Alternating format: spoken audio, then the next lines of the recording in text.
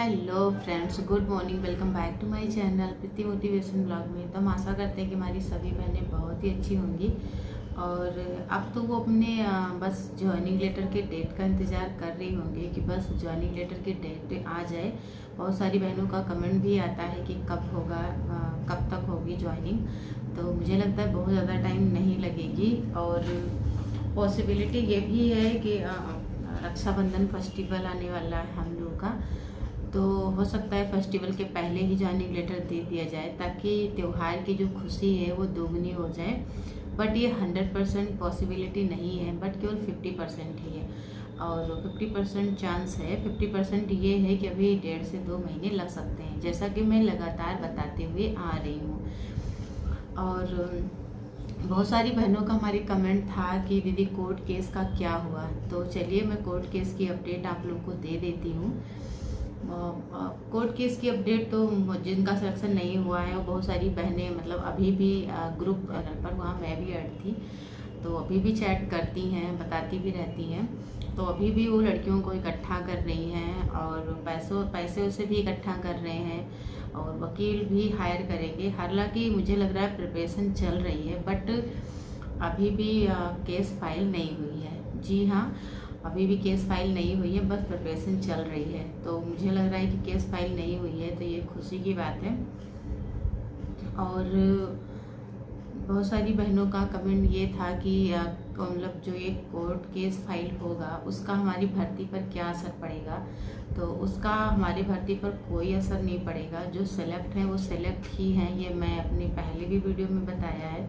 तो प्लीज़ आप टेंशन मत लीजिए। ये सारी चीज़ें सुन करके कि दोबारा से रिजल्ट बनेगा, ऐसा कुछ भी नहीं होगा।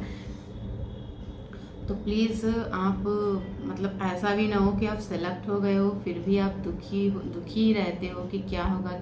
तो ऐसा नहीं है, आप सेलेक्ट हो तो सेलेक्ट ही हो। और तीसरी चीज़ ये है, मैं आपको बता दूं, मेरे भी भाई बहन है। मेरी बड़ी दीदी, मेरा छोटा भाई वो गवर्नमेंट जॉब में ही है।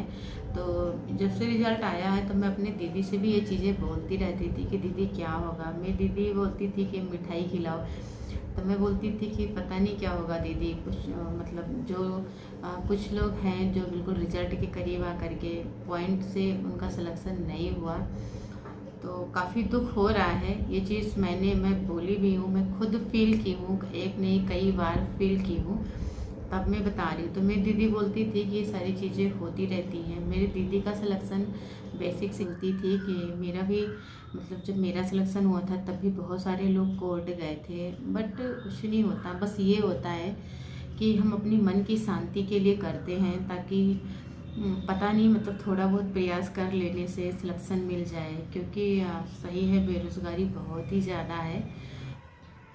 तो पॉइंट से जब हम सेलेक्ट नहीं होते हैं, इसका दुख मैंने बहुत करीब से झेला है। मेरा भाई इलाहाबाद में रहकर तैयारी करता था और मेरा भाई का एसएससी सीजीएल में 1-2 बार और दिल्ली दरोगा में मतलब कई एग्ज़ाम्स में उसका पॉइंट से ही रह जाता था, सिलेक्शन नहीं हो पाता था। तो बहुत ही दुख होता था। और मेरा भाई मम्मी के पास फ़ोन करके बोलता था कि मम्मी कितने से रह गया मैं।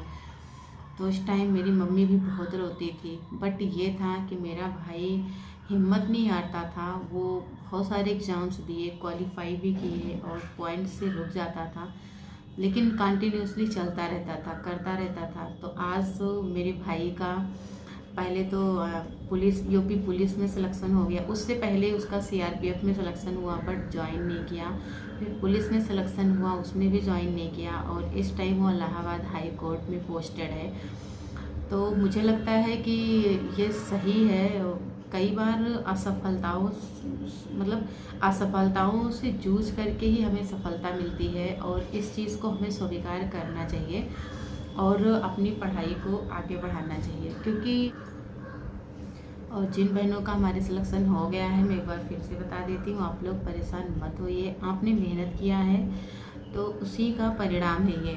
और ऐसा नहीं है कि जो सेलेक्ट नहीं होते वो मेहनत नहीं करते, बहुत मेहनत करते हैं। बट भाई जो कटाव बनते हैं उनसे हम थोड़ी नंबर से रह जाते हैं। चलिए, अगर वीडियो पसंद आई हो, थोड़ा मोटिवेशन मिला हो, तो प्लीज़ वीडियो को लाइक, कमेंट एंड शेयर ज़रूर करिएगा। Bye bye guys.